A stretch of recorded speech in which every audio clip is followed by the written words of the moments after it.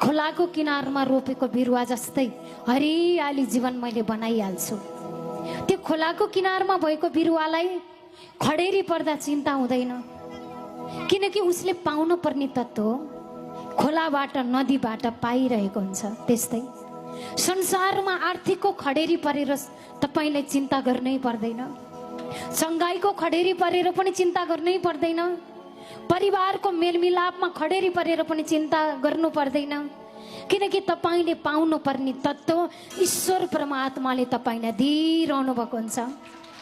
जसरी बिरुवाको जरा नदीमा हुन्छ, तब त्यो जराले नदीबाट, समुद्रबाट, खोलाबाट पानी लिन्छ, ऊ दिनरात बढ्छ, दिनरात ऊ हरियाली हुन्छ।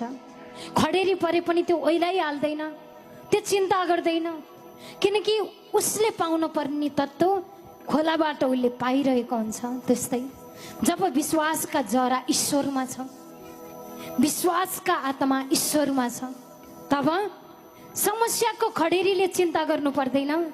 समाधान ईश्वरले मलाई ल्याइरहनु भएको छ, पस्किरहनु भएको छ।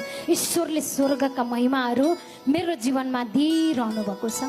मेरो फिक्री, मेरो चिन्ता, मेरो परिवारको, मेरो छोराछोरीको, मेरो श्रीमानको, मेरो छोरीको, मेरो बिजनेसको, मेरो व्यवसायको, मेरो अन्न अनाजको सबै कुराको फिक्री गर्ने परमेश्वर शक्तिशाली हुनुहुन्छ, महिमित हुनुहुन्छ। सब कुरा तपाईले गर्नुहोस् है।